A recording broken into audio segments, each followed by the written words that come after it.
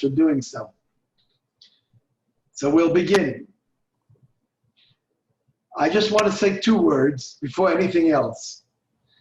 I travel around the country and I visited many schools, many communities, and I've seen the various setups for safety, for technology, for so many other things. And I think that there's one institution of all our schools, we're talking about hundreds of schools in the United States, that stands head and shoulders above the rest with regard to all the above, and that is LEC in North Miami Beach. And the director of that program, the technology, the safety, and so forth, is Rabbi Kleinman. So I asked Rabbi Kleinman to share. I mean, somebody who's got such a great thing going there, you've got to be able to share something with some of our schools. A. B, clearly, we've opened up a different kind of interaction today with the internet from what we had before. We've always been a bit circumspect about letting children use the internet unfettered. We try to do all kinds of things to make sure that they're limited. But now we've opened up a completely new vista for them. They learned that way. For 6 months, that was their social contact. So it's a Pandora's box. We don't know precisely how we can get the control back, retain the control, and make sure that the internet is a safe net for our children and that it's used positively and so forth and so on. And this is where Rabbi Kleinman and his team come in. They've done an excellent job. And without further ado, I'd like to ask Rabbi Kleinman to begin, please. Rabbi Shalom. Thank you very much, Shkoyach, for the compliment. Also, we have here Rabbi Tauber. He's basically, I don't have any more better title to the man behind most of these internet safety procedures. Even if I run the technology department, but I most of the time rely on his decisions and his research, and most important, on his experience.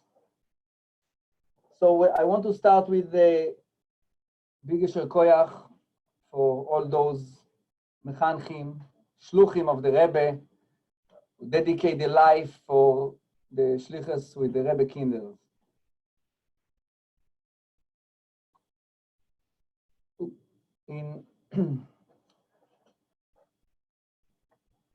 As a parents or teachers, we commit to our children's safety.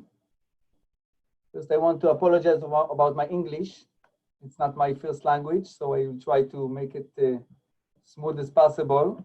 But if something be ununderstandable, I will try to answer for any question I'm doing the chat or any other. So we commit for our safety of our children. If they're home, outside, in the park, on the way, in school, in class, in recess, and in between. We learn during the time how the world developed. We're looking forward. We are aware of any social, educational, emotional challenges.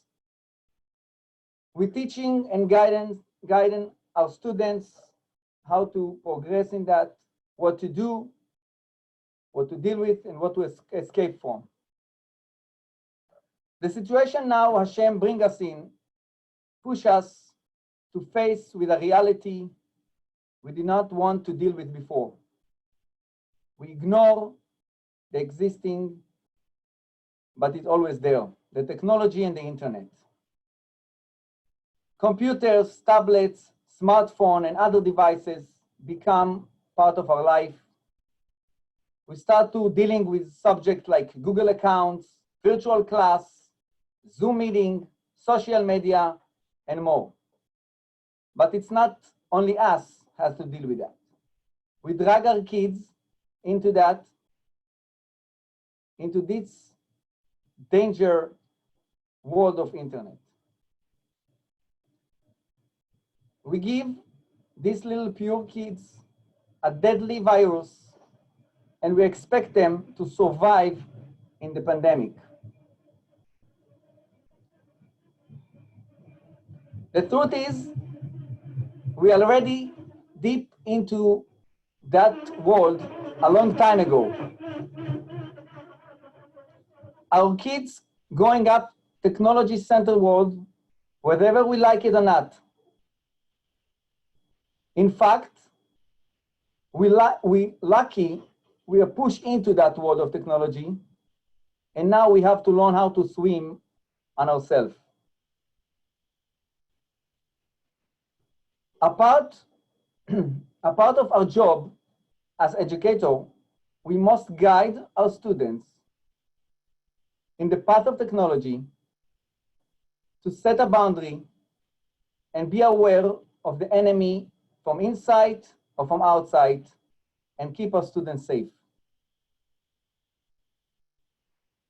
But the main problem is most of us not even know those paths, not the enemy, and most important, not the guideline, how to stay safe.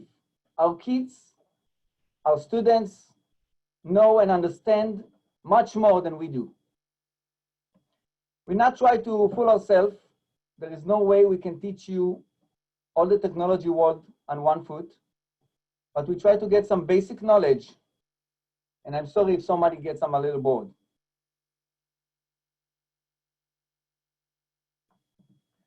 As a technology consumers, we're using applications, software, programs, all the same, and a lot of them. Those apps built by our programmers with very basic agenda to make money, eventually. These app builders, there's no rules. There's no news guides, no quality standards, and no cash on stamp. The popularity of these apps is based on the users and developed by number of variables. Kedusha and Chassidischkeit, none one of them. When we're using an online app, it's required access to the internet. Our devices connect via wire network or wireless network to the internet provider and pass to a router, switches, all kinds of devices between. Some of them in our possession and some not. When our device, the computer, tablet, smartphone, even the refrigerator, connect to the network, it's become part of the powerful internet world. That, in other words, the astronomical collection of computers and servers and other devices all over the world is connect and communicate each other with extremely fast sharing and collecting information without any supervision and almost totally anonymously. The amount of information and data in the internet is unmeasurable. Most of the developed countries, including US, have a big professional division for enforcement of crime, cybercrime. They occur daily and hourly across the internet. Even the Goyish world known the danger of the freedom of the information, the amount of data flowing fast, and the ability to hide behind it. For us, the end user, there is no way to control the data out there. We cannot request a specific information based off our wishes. By the moment our device connects, it shares and receives information based off the other unknown device. The only control we have is on device we have in our hand, and even those with some limitation. We can decide which app to install and which to use, or what website we want to see, but unfortunately, sometimes things happen behind our scene, pop up in front of our eyes. without our notice them first.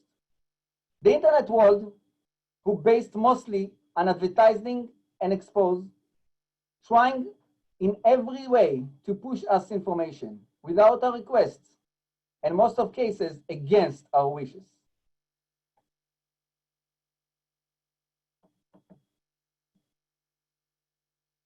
The familiar solution is to install a digital guard, what's called filter, to check and secure our devices and make sure only appropriate information pass through. This guard, it's much faster than us and can stop the information before it's appear in our eyes. But, takanosoi zoi kalkalosoi. This guard, it's not a human. It wasn't graduate in Tomchet Mimim, has no clue what's considered appropriate and what not. This digital guard himself is an app and designed and built by a programmer with the same simple task to make money, and designed by a people with their own agenda.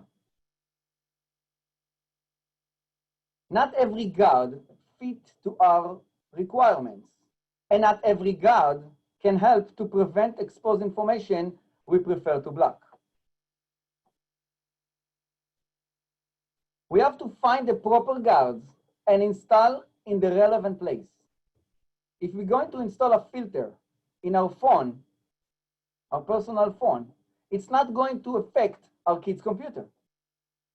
And if we're going to install a filter in our home router and block the entire home, it's not going to help our kid's phone access a cellular data.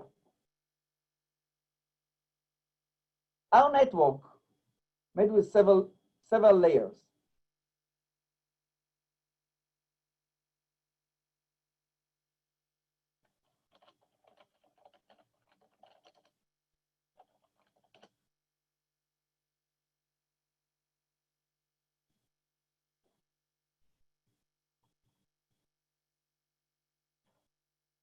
We start with the device we have in our hand, pass through a router, and from the service provider, going to the internet. When we install a filter, we can install it on the device if it's a one specific profile, if it's a computer profile, tablet profile, or phone profile, or the entire device, or we can install it by the network wide. Also, there is a way, in US it's a little less known, you can get service provider internet with a filter based. Each one has a pros and cons.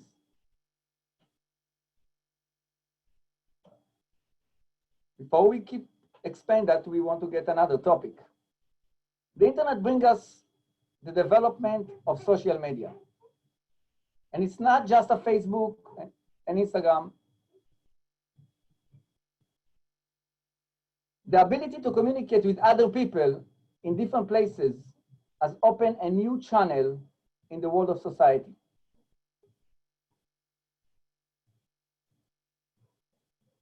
I will go back to the filter soon. We can quickly communicate in text, image, audio, and video with anyone we want or want us. For example, the WhatsApp, the instant messaging app that's grown over the years.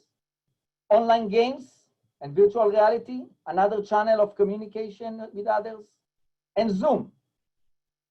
That software we teach with is also included in the definition of social media. We communicate with people all over the world with just a click. And we mentioned before the Facebook and others.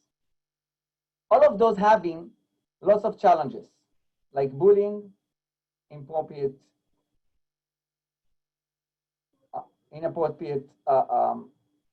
contents, unexpected participants, and more. Like all other obstacles in our life, we have to guide our students how to behave and how to react.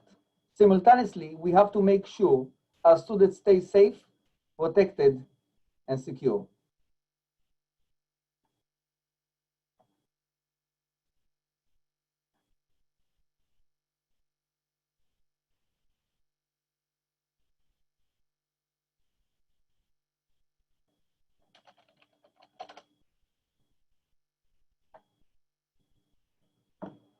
And back to Zoom,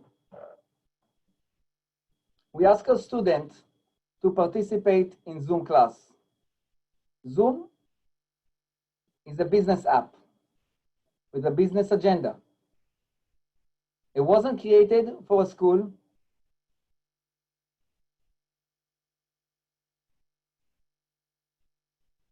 And is not a kids friendly.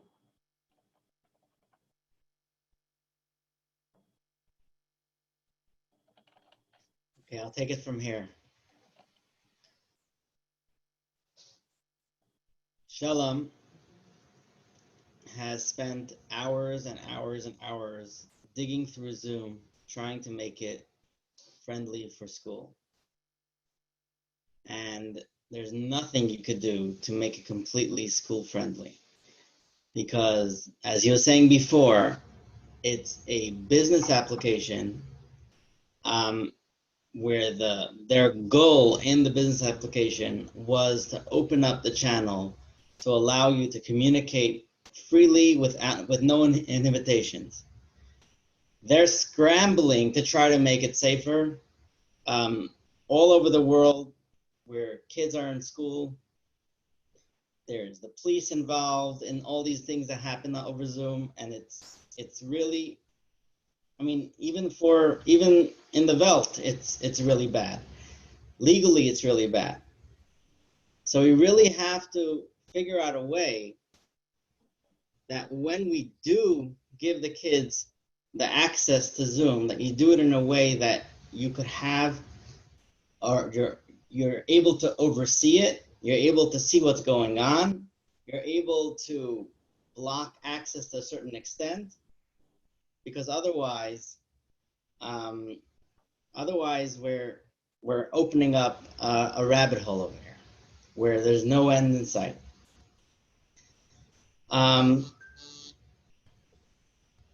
So there's two parts to Zoom. There's the teacher's end, and then there's the student's end. So as a teacher, when you're opening up your classroom for people to enter, you have to make sure that only your students can enter. You have to have, there's many ways for school to make sure that's the case. But also as a teacher, you could put a password, you could put a waiting room, block the chats. Zoom added a whole new section within the Zoom app called security, where you have control over all those things. So you have to really take advantage of that to the point that you're not opening up the world to the students just by them accessing Zoom, just by them being on Zoom. Now, also remember, there's ways for students to make their own accounts that you have no control over, and you're giving them access to an application. You're giving them knowledge of an application that they may not have even come across on their own. So, Shalom, I'm going to move to the next slide. Or you want to say something else? So in general, there's bottom line, you can't rely on any app creators or website builders, because you're asking the children to go onto a certain app. You have the achrayus to make sure that they do it safely, because you're the one leading them there. You're the one showing them. You're the one opening the door for them. You're the one throwing them in there. So you really have to make sure that it's done in the safest way possible. So yeah, sometimes you need to get professional help to make sure you're able to do it. And what steps you need to take to to prevent this irreversible damage from happening to our children. Shalom, the floor is yours. Thank you very much, everybody. I will like we tell Rabbi Kaplan, I prefer to give time for people to ask question about that, because like we said, this information is only touching, and I can maybe by raising hand, I can unmute whoever I have question want to ask by chat and at the chat, or to ask the question, and we try to answer based off the connection, me and Rabbi Tauber. Please turn on your video if possible when you're asking a question. Raise your hand and turn on your video.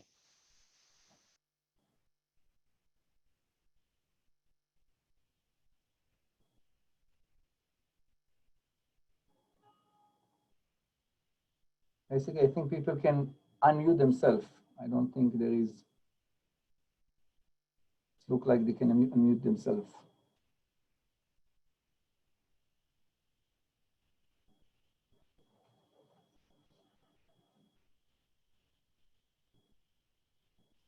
Okay, it looks like there's no question, Shalom. So Yes. we have plenty to do.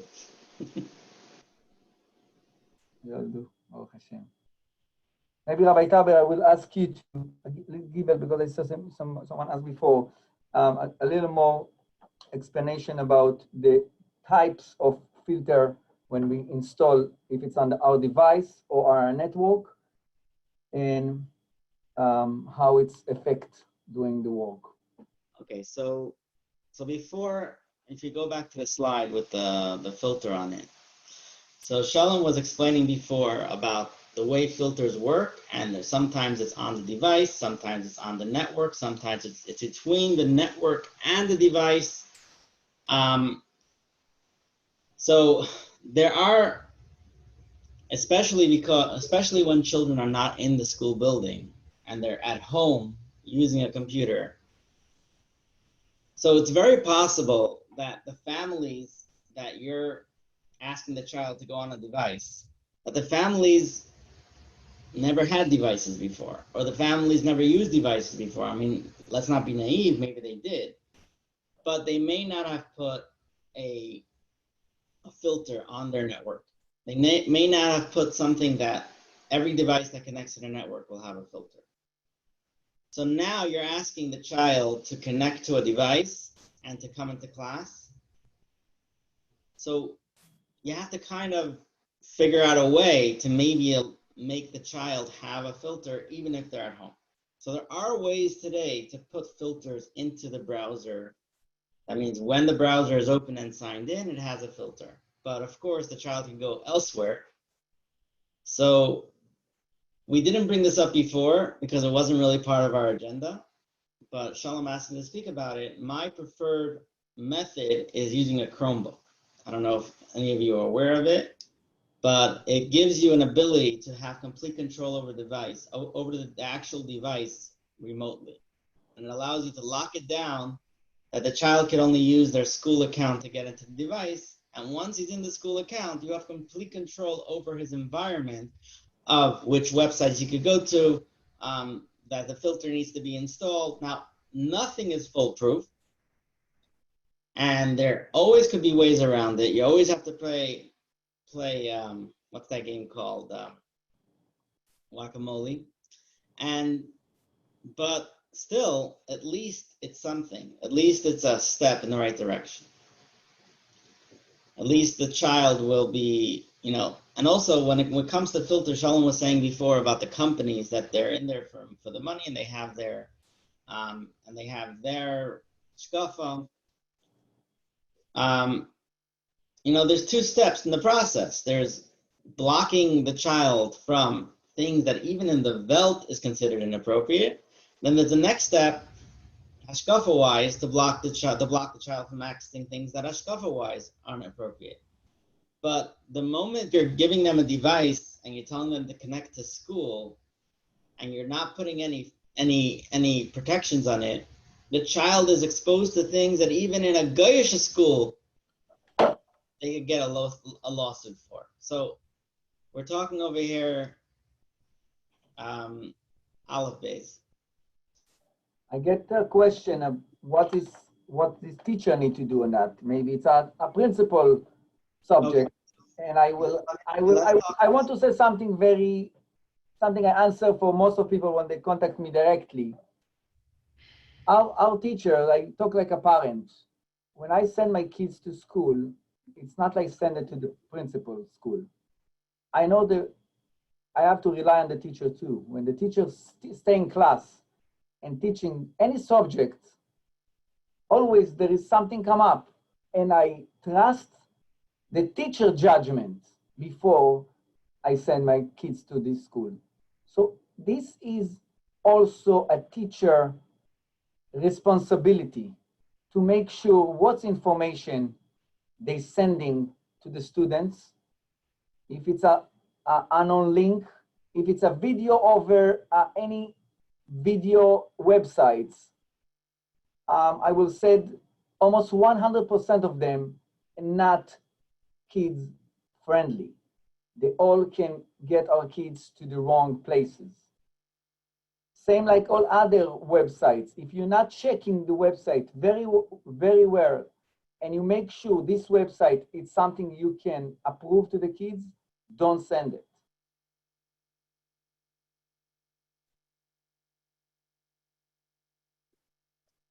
And if it's a responsibility of us or the parents, it's another question now. I will say, if we didn't ask the students to go on Zoom, it is, and what it was before, a parent's responsibility. But we do ask those parents to assign their kids to a Zoom and participate online class. So now it's become our responsibility to make sure the kids is safe.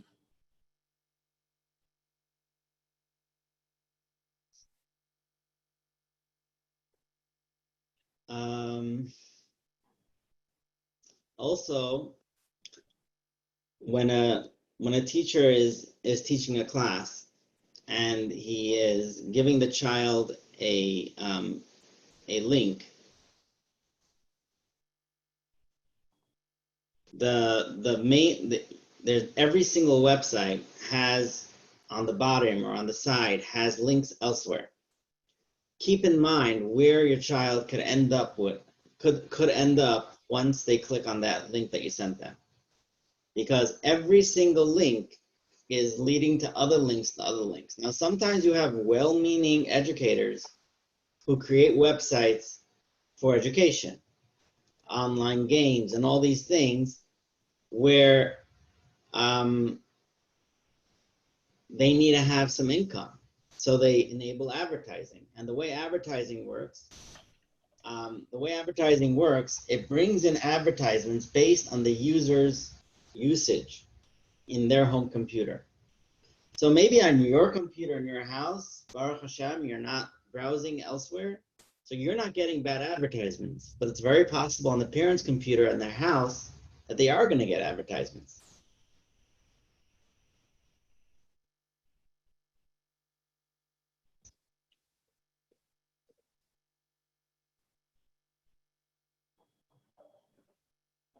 Like Rabbi Taber, Yeah, so, yeah. what like we explained before, maybe if you explain again about the Chromebook, how this can be solved, the parents' concerns. What do you mean? How does it solve? Parents rely on school. How Chromebook can solve that issue? Okay, so when a child is using a Chromebook, the school could apply a filter to the Chromebook that when the child is on the Chromebook, anything that's blocked by the filter won't be allowed to the Chromebook. So when they're on the Chromebook and they're going to a website, you could even install on the child's account a pop-up blocker or a ad blocker or things like that could block these ads that show up on websites that are, let's say, free to use.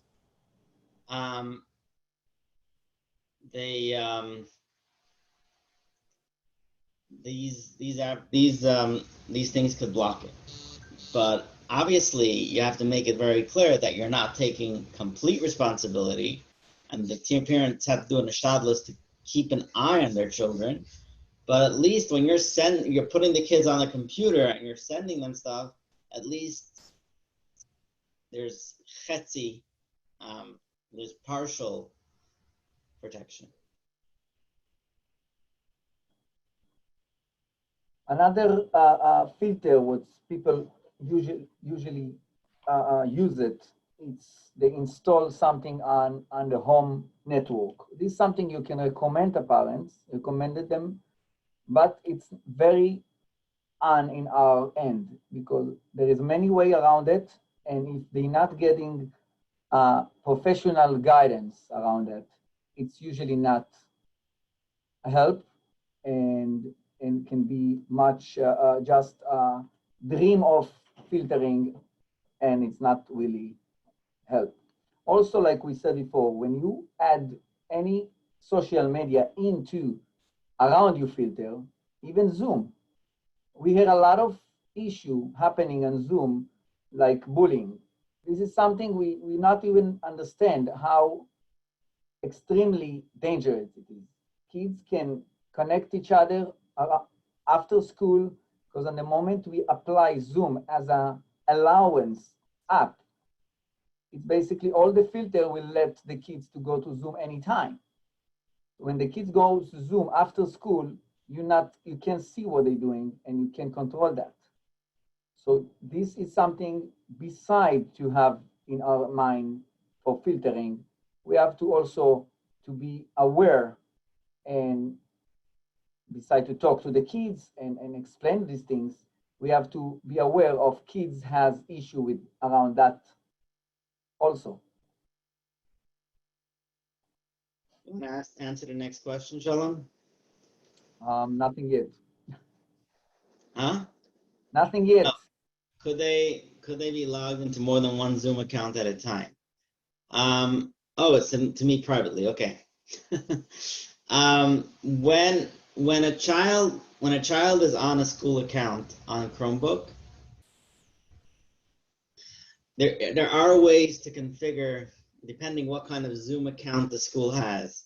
But if the school has an education account, it's possible to configure the Zoom app on the Chromebook to only allow them to sign into the school account, the school Zoom account. But there are ways around it, meaning the kid could maybe join a Zoom meeting that when he's not signed in at all. You can't force him to sign in, but you could force him that he has to sign in through the school. But even when they're signed in through the school, they could still, again, we didn't make this clear before. There is no way to prevent a child from joining a random Zoom ID yet. There's no way for us to prevent them from joining any random Zoom ID in the world, even with their school account. There is a way to maybe see what they did, but there's thousands of lines going through your account that it's almost impossible to catch that. So again, Zoom is definitely still not the go-to solution for a school. It's just that it has the capabilities that others don't have. So once the kid is on a Chromebook that's managed by school, so school could disable cognito mode, which makes them that they have to be signed into school. The Zoom app is not part of the browser. The Zoom app is separate. So it's possible for them to be in Zoom not signed in at all. Now, there are schools out there that came up with a solution called Kosher Zoom, where they give the kids a tablet that has a version of the Zoom Android app installed that was tinkered with, and they basically turn it into a thing that they can't sign in at all to a Zoom account, and they're only allowed to join a certain list of meetings. So you can't really have both things. You can't have the kids in a Zoom account and do that. So once you have the kids in a Zoom account, which you need that in order to be able to see what's going on, in order to know that which kid is joining a Zoom meeting and knowing who they are and keeping everyone else safe, you can't have that together with the option of not having them sign into a Zoom account. So it's a catch-22. It's either you're stuck on both ends. So we're still searching for the perfect solution because Zoom is definitely not it. Any question by me? So yeah, how do I ensure that the kids have a Chromebook that I control? The process goes the following. The school has to have a G Suite for Education account. Once the school has a G Suite for Education account, Google sells a license for between $25 and $30 to the school, where using this license, the school could enroll the Chromebook in their domain. And once the Chromebook is enrolled in the domain, you could basically manage the settings on a whole group of Chromebooks all at once by just managing the settings of a certain section, a certain organizational unit of Chromebooks, exactly how you want it to be. Maybe to mention there is a in general a Chromebook parent can be the main account on a Chromebook, and then the kids log in direct to the school without this 25. The only problem is if our kids become a little smart, it can flush the Chromebook.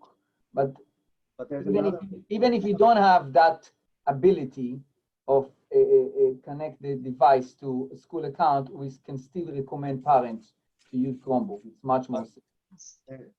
Google just came out with an ability that, meaning in the latest update of Chrome, where a parent could go into the account that the kid is signed into. I mean, obviously not if it's a school account, if it's a regular Gmail account, and they could basically manage the Chromebook completely, and basically block a lot of things. But it's not foolproof for sure. They added parent management onto Chromebook. Now, elaborate a little bit on internet safety at home. So internet safety at home, there's a number of options out there. Some of them are free, some of them are paid. There's a program called opendns.org where, well, okay, it's on the way out because was taken over by a big company. But OpenDNS allows you to easily configure your router, that everything going through your router is blocking all the bad stuff. Now, there are ways around it. So that's number one. Then there's something called Circle Home, which is pretty good, which some routers come pre-installed with it. There's a small fee that you pay annually or monthly. And then you could also choose what filter level you want on the Chromebook on any device that's basically any device that you have in the house that connects to the internet. You could connect it to a profile of a child, and you could decide how filtered you want it to be. Circle give you also history kind of report, and it's something very important because you can see if kids even get blocked because they search something. And also it gives you some kind of measurement what's going on. And we don't have to think if it's the cost will have to change because money here is not the issue, it's a life. But I think what we have to tell parents, whoever get asked by parents, the difference between one filter to other, it's based how you kids, it's more tech savvy. Because if your kids it's more tech savvy, you need to be much more smart than them, and it's really hard. There's no kid these days that's not tech savvy. I know, but I'm dealing with different type of question during the year, and many times I tell the parents,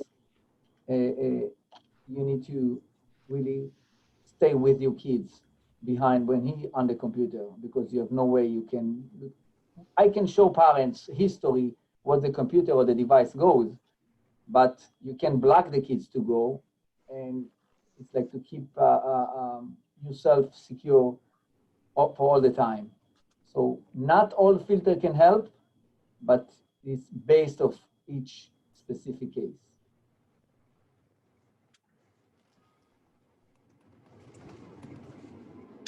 Summary, what we were speaking over here is really, truly, there is no way to completely secure the internet. There's a lot of minds were put together to create the internet. Al Gore and who else? They created an internet to be open, and to go and close it is a huge task. And you have to always maintain that it's, no matter what kind of filter you could put on, that's why Shalom called it a guard before, because it's not really a filter.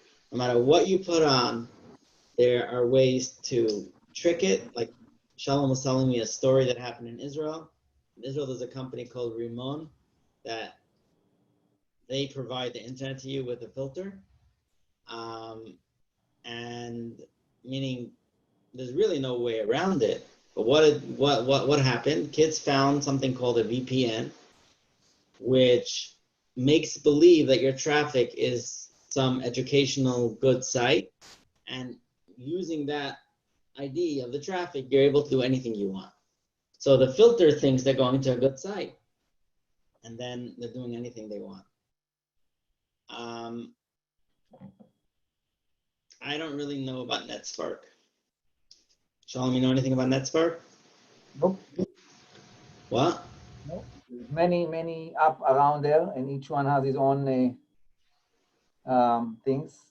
Maybe I heard once, but it's not something I'm familiar with. There's an organization that helps you get filters on your devices. It's called, what is it called? California, I think there. It looks like if I make a quick research about NetSpark, it's like the type of Rimon here. It's filter internet. Again, this is something we have to make sure it's filtered for our requirement. TAG is the organization. TAG. Yeah, but I said the NetSpark, this looks like the same idea. But again, we have to make sure we know what we're doing. I dealing here with few families this year. The kids has cell phones with data. And even if the parents block the entire way for them to use the cell phone as an internet, like no browser in the cell phone, what the kids do, they open a Wi-Fi in the cell phone, it's called hotspot on the cell phone, and they connect their own laptop to that providing internet, and that even if home is totally filtered, they go to the phone and no black over that. So you have to always be on top of it and make sure every aspect was closed. There are some cell phone providers that give some sort of filtering to anything going through your child's phone. I know Verizon has a program like that, but everything has a way around it. They could connect to a Wi-Fi network, a Wi-Fi hotspot outside the house, and it's not really going through the thing. There are a lot of programs out there that really lock down the phone, but it's more for you getting alerts than really for blocking them. And now let's get back to school for a second. Many schools are recipients of grants from the government, especially these days. And these grants have conditions attached to them. And some of these conditions are rules of how you're allowed to give the children's access to the internet. And by a school not being careful, they could completely lose their grants. And these are hundreds of thousands of dollars a year. So just giving a heads up of that, these are laws passed in Congress, They're called SIPA and HIPAA and all these different ones. I don't know, not HIPAA. HIPAA is about the privacy of the students, but CIPA, there's many different ones out there. Your school should definitely talk to their grant provider and find out which rules apply to them, because besides Hashkafa over here, we're talking about, laws.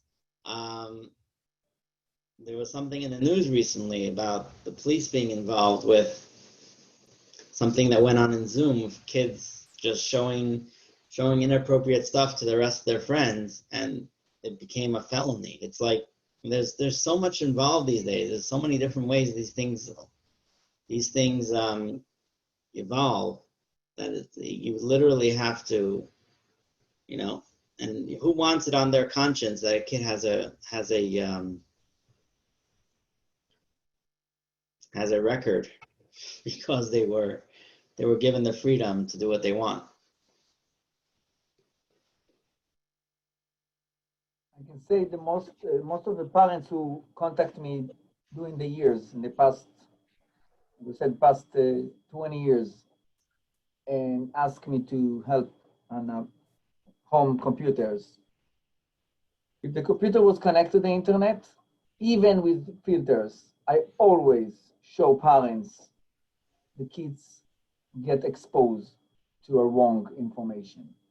So there is no way you can tell my computer or my home it's totally safe. It can be more safe and less safe, but it's not 100%. And many times parents was shocked and they told me, no, it's probably a friend of mine or somebody, it's not possible, somebody sit on my Wi-Fi. I heard all kind of explanation instead to admit, if you don't have filter, don't cry later. There's two aspects to filter that you could put on a home computer. One aspect is just filtering their information. The other aspect is preventing them from going on when no one's around. Preventing them from going on late at night, preventing them from just sitting in their room on some tablet or laptop that you gave them to use for school, and it was sitting in their room, and they're just going on 2-3 o'clock in the morning, doing whatever it is. So it's very important. There's two aspects to it. There's the filtering, and then there's the time, making sure that they're not on, when they shouldn't be on. Another question about when doing class. Many teachers now getting the teaching doing class and show some website or some anything online, and how the school need to be prepared for that. So first of all, we totally not recommending to show something instantly during class.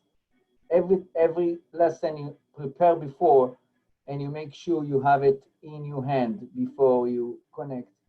So many times we get pop-up jump on the computer during class, and the teacher try to cover the screen and try to turn off and not even know how to and what to do, because it was not appropriate to any ages.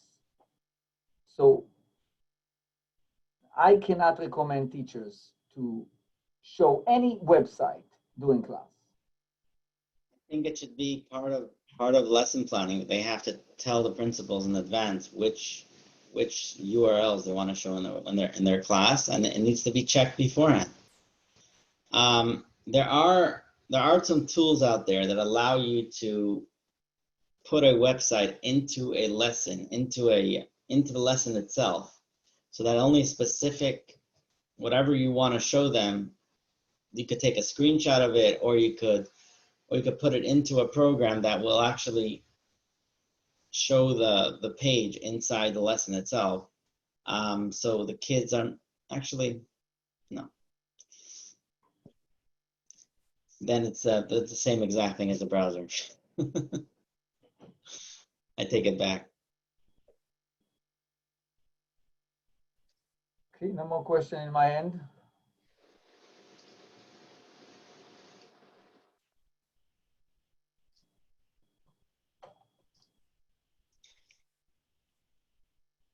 Um,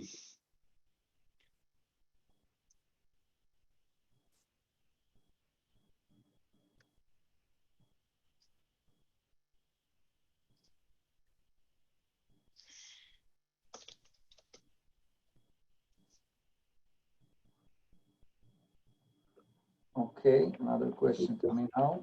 Maybe Rabbi Talbe, you want to express that? yeah. Okay. So how do I recommend showing videos in class? So I recommend all videos that you show in class should be offline. There's a program that you could download for free onto your computer. It's called ClipGrab. It's completely free and it's open source, so there's no advertisements. You could paste any YouTube video in there and it downloads the file to you. I don't recommend showing any videos live in the classroom because for a number of reasons. Number one, the person that created the video with one click could opt into advertisements without even realizing it. Number two, if the person's video has any music in it that may have been copyrighted, so Google, YouTube right away allows advertisements in the video even without asking the person that created it, because the advertising revenue goes to the people that made the songs. So making sure there's no advertisements inside a YouTube video, at the beginning of a YouTube video, in the middle of the YouTube video, is practically almost impossible. There are some filters that will block that, but why rely on that? Just download the video and show it.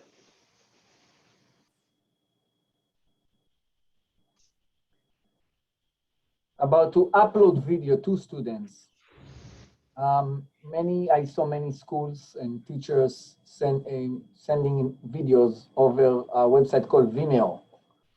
Vimeo, it's much worse than YouTube. And maybe Rabbi Talbe can explain that.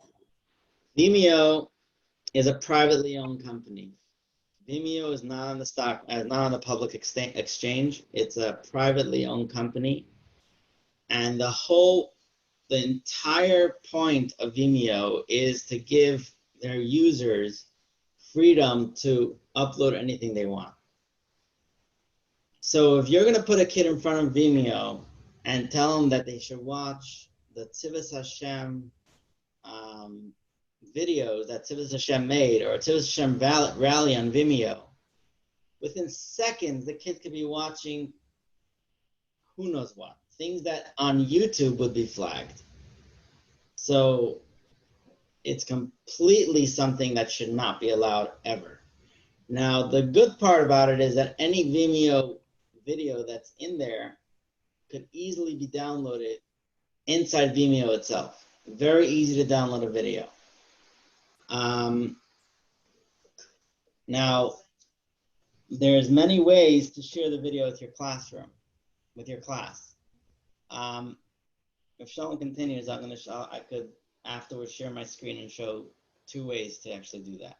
Okay, let me know when you're ready. I will say that, first of all, we need to be all aware of what is Google account mean and connect our student through that channel. Because that channel that we have as a IT department and the admin of the school has the most power to check what's going on there, watching and blocking. So this become the much easier way to share stuff and let kids getting this information. Please.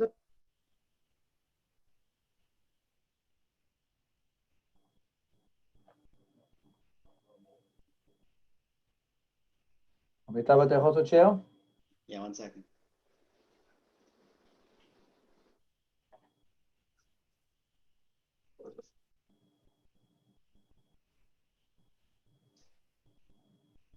Also, there's a question in the chat.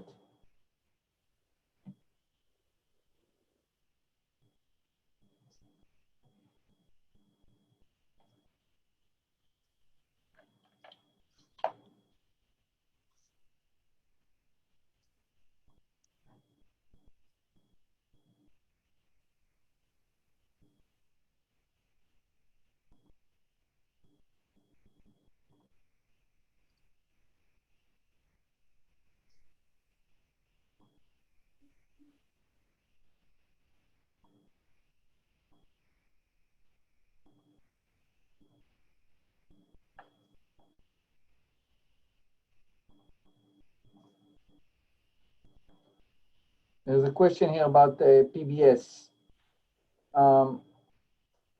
When you have no choice unless to show online website, if it's any kind of channel you need to show,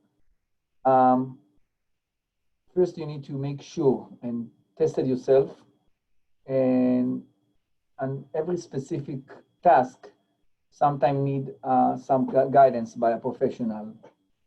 There is some website you can show, but if you just get judgment on yourself and without testing it and without getting some guidance, it can be disaster. So I can answer on specific task if it's possible to show it offline or not, and if you have to show it online, how to do it. But there is a way to show things online, but everything has to be with accountability.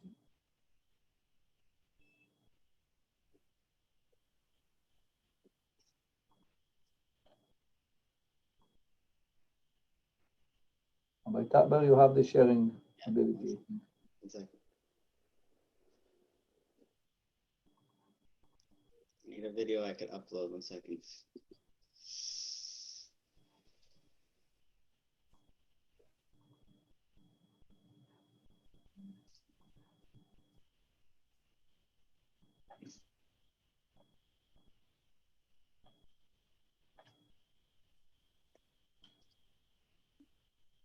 Any other question? Okay, I need a video. Sorry.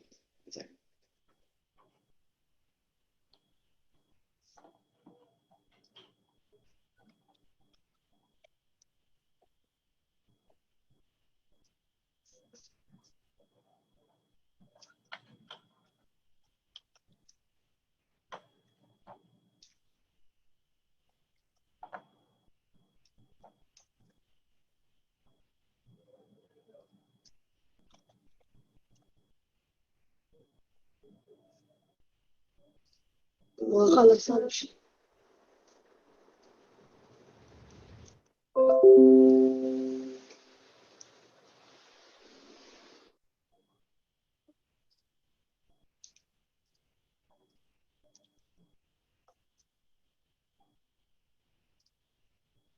Okay.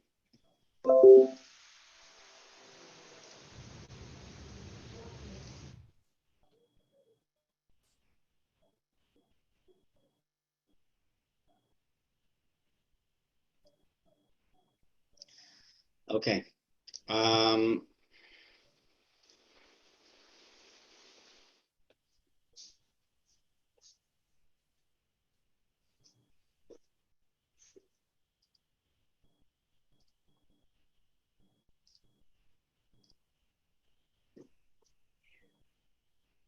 the meantime, a question about technology in general.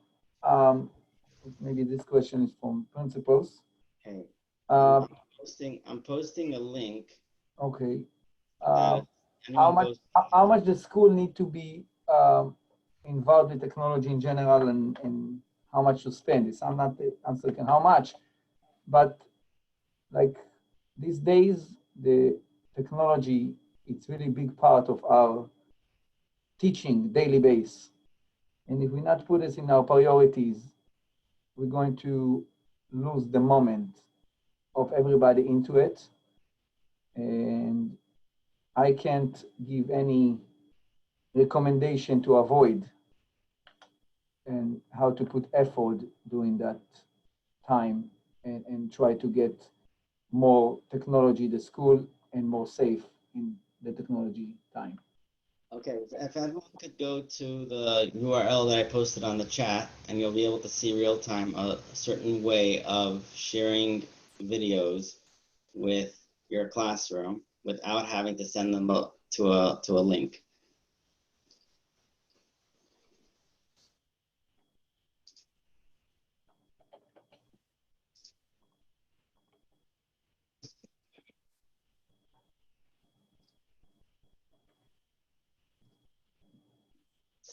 So, and anyone who connected, I see there's 2 people that connected. You'll see that the website that I'm looking at right now, you're able to see it and you're able to go to it. And if I play it, it plays by you as well. Taylor. Okay, and then if I go to the next page and I share the next page with you, this is actually a YouTube video that's embedded here, but if they click on this link on top, it will take them to YouTube. So it's not the best thing to do.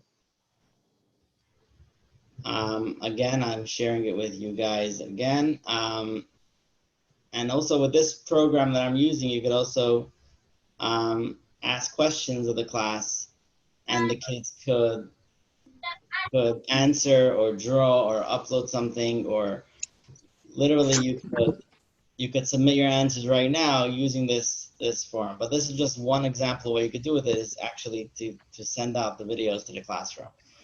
So I see over here that Shalom answered with but he didn't write anything. Okay, let's stop the question and move on to the next video. Now this one is something that I actually, this one over here, I actually uploaded it into the program. I don't see your screen, sorry. Because you have to click on the link Okay. in the chat. The point over here is I'm not even sharing my screen with you through Zoom. You're seeing it using this URL that I sent you. This ClassFlow URL. You're joining my classroom, and when you're joining my classroom, you see what I send you, whatever I send you. And I can actually prepare in advance a student card that as soon as I get to that place in the lesson, the students have a card that they see right away. This is a free program that's out there. So this video actually, I uploaded into the program, so it's actually not, the one before was a YouTube video that you were able to get out of it, and the one before that was from what's it called? Was from Chabad.org, and it was an embedded website. You could literally embed any website into the program, so you don't have to send them to any URLs. They're in your lesson, and during your lesson, you share the screen with them. You're not really sharing this. You're sharing your screen really, but it's What's about 613 tube? not. It doesn't help anything. I can say I saw many video from there. It's not appropriate to us. You can go and try to look for videos there and search. It is something maybe we can mention about search engine. Another matter, if the kids has any access to search engine, there is almost impossible to block search engine, specifically if it's an image search engine, like a Google image or any other image search. And many innocent words can bring us very inappropriate pictures. So search engine is something we have to very, very careful how to use and what to recommend our students. It's something even for my own kids, I limit them for very, very specific search engine, and I make sure they block behind few layers of filters.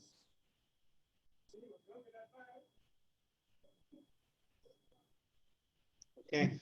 Now, if we already have this thing open, we'll ask a question. You could submit any questions that you have.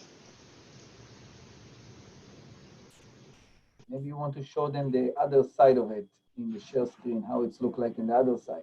Yeah, one second. Let me go. Oh, hi, Mandy.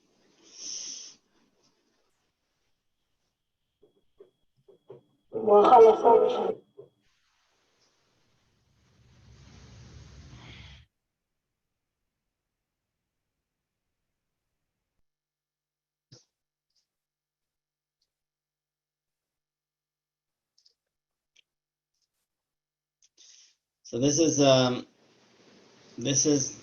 where the response is.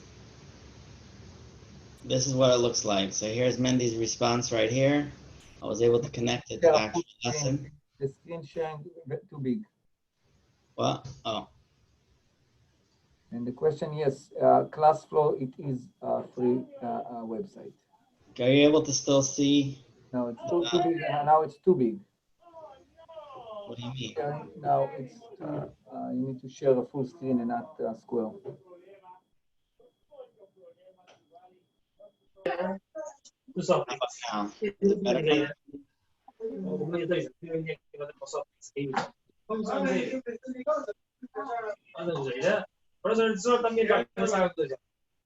Okay, I'm stopping the question. I'm stopping the question, and I am going to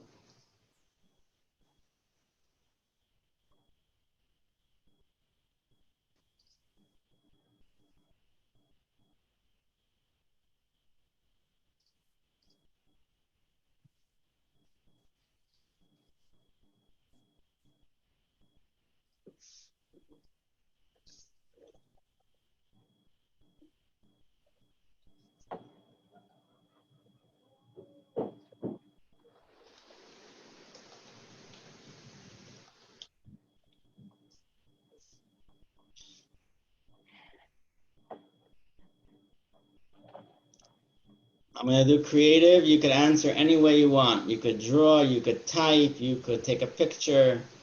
You can do anything you want to answer this question, what do you take out of today's meeting?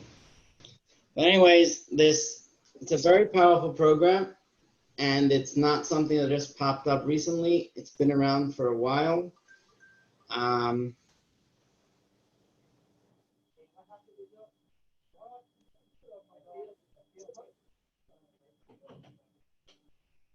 Hi, Mandy.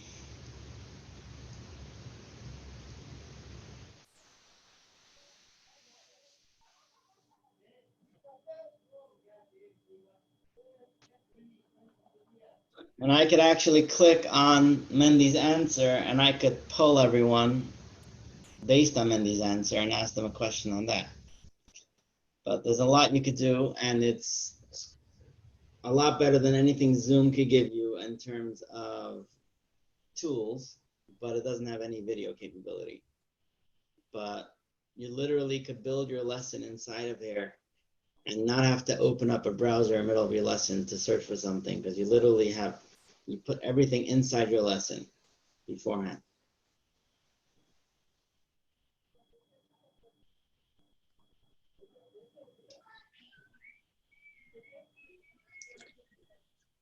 How did Mendy do that?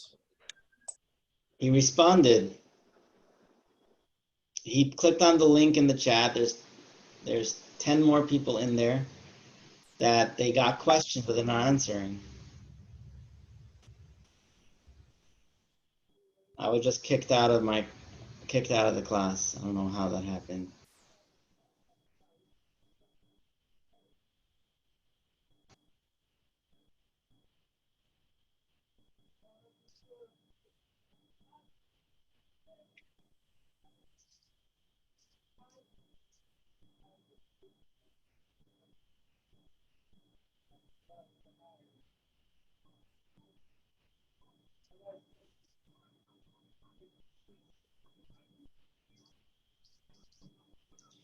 I don't know what just happened here. Unknown is very familiar in computer life.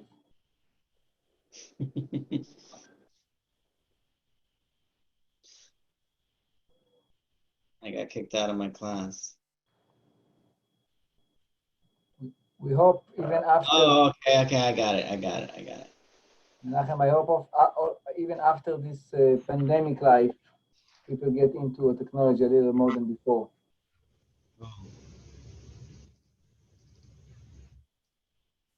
I don't know what happened here. I'm pausing the class a second. I don't know.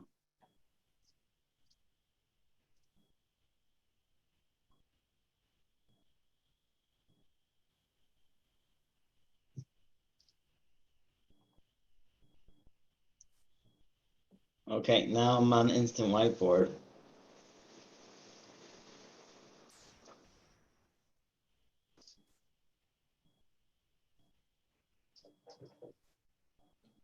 But there's a question in the chat in the Zoom.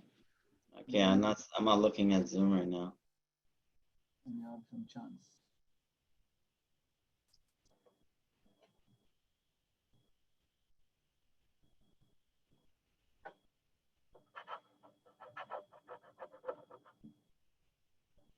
Okay, they want other free tools that are out there. The truth is, this website includes hundreds of tools that you could use for giving over your classroom. There's really no reason to use anything else.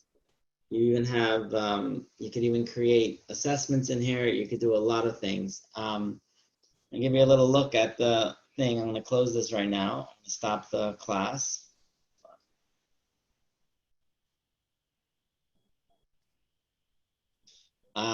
You could create activities very easily. You could, your class. Maybe mention it's not only for online. You can do it during class when you teach. Yeah. I mean, it wasn't built. It wasn't built for hybrid classrooms. It was built for regular classrooms. But there's so much you could do within the class. You could send messages to the students. You could upload stuff. You could give rewards. You could give there's badges you could give the kids. You could there's a marketplace that has tons of stuff out there that you could get. If someone is teaching science, they could even you know, deliver a lesson using using resources that are available.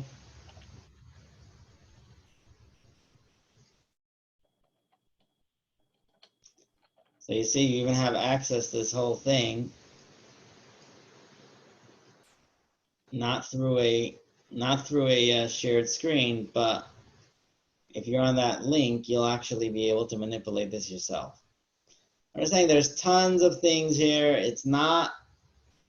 Oh, sorry, the class. You guys are not connected anymore. We see the Mendel Myers reconnected. But there's tons that you could use it for, and it's not just for class. Shalom, how many people are still here? Huh? Okay, I think I know what's going on. I think my computer is crashing.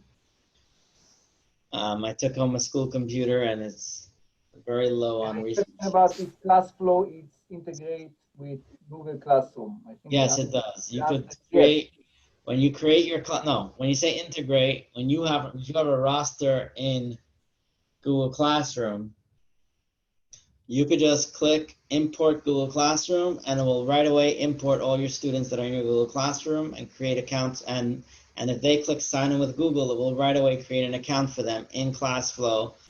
And a student's account, when they open up ClassFlow, they have access. When they click on new over here, they could create a lesson themselves. They could create an activity, and they'll also have something called a notebook for themselves. So they have access to all these things. You could tell your kids, I want you to create an activity, and they could go and create an activity, a matching game, or any of these activities they could create, categorize, crossword, labeling diagram, flashcards, matching, memory game, timeline. You could tell them to create a timeline about something that you're learning, or Venn diagram. They could create all these things, and also if you're giving a lesson remotely, you could have them join the class, and you could click creative. When you click creative, they actually have access to play around with the actual lesson. So I'm going to go into the. And for the question, how they log in, they can log in with the Google account. They can click login with Google as a student, and right away, if you are ready, if you first sync it with your Google Classroom so their stuff are in there. So when they click login with Google, they'll right away know which classroom to connect them to. Because otherwise, it's going to tell them to put a join class code. Basically, it's very integrated with the Google. It's not completely integrated with Google, no. Yeah, It's only the roster part. The roster part. Yeah, but Google Classroom, when we mention Google Classroom, it's not a base of Google. It's like not a Google account. It's a separate groups in Google account. So that's why all the integration with Google Classroom you have to understand it's a different type of integration. The integation, what ClassFlow has, it's integration with Google accounts. And integration with Google Classroom, it's basically just based on import, sending information, but it's not the same. If anyone is part of the class, I see no one's there, they could actually, if I click creative now, then you guys will be able to do the sequencing activity that I posted and click submit when you're done, and it will give me a screenshot of how your activity did, how many mistakes you made, how many tries you had. It will show me everything because you just did it on the spot, because otherwise these activities don't really have any tracking. It doesn't track how they did, it doesn't track anything. It's just for them to use for practice. But if you use it in creative, you could actually, I wonder if those joining right now see what I sent before they join. Yeah, they will. See, someone over here. Okay, about some questions come up. If this is work with physical classroom, the answer is if you have in your classroom, you have projector or smartboard or anything to project, to show, it is very, very useful during the class. Also, if you don't have Google Classroom, still students can log in with a separate login to that platform. It's not necessarily need Google accounts. Create a user for them and they go in with their username. I can hear you, Rabbi Taber. You create a user for them and they go in with the username you created. So when you're creating a class, you could you give them a join code, a join link. And when they click the link, it has them or their parents make an account for them. And when their account gets linked to your classroom. You just show how you send link and everybody who joined to this link, you become a student. No, this is called an open class. They didn't really join my class. They joined the open class, like my instant class. But if you notice, when I was clicking share with class, I had a whole list of classrooms there, but those already had students in it. So it would only show it. You wouldn't be able to join it if you're not part of my class. So basically it can work with physical classroom, with kids with Chromebooks or any other devices, or without, if you just show them on the screen and they can work on the screen, or from home. You could take a tablet and you could lock it down to only be able to access this URL, this class flow, and that's all they have. And you could literally share anything with them. They don't have access to the internet. They click on a link, like even if let's say you share the screen with them and there was a video inside and they clicked on it, they wouldn't be able to go there because everything is blocked except for that one URL. That's all you're allowing, that one URL for ClassFlow. And it's locked into that thing and you have everything there. Because you can literally do everything with this website. Actually, at a certain time, this company had tablets that they were selling with that capability. But then when they went more web-based, they kind of stopped selling it, and it's just, yeah. So we're going to end now. And very much. Thank you very much, both of you. We really appreciate it. And I hope that everybody learned some of the things they had no idea that they didn't know. The Rebbe Shalom and all the schuyas that you have for that should come back to you and Yetz Hashem. Thank you. Amen. Thank you, everybody. The next session is in 20 minutes.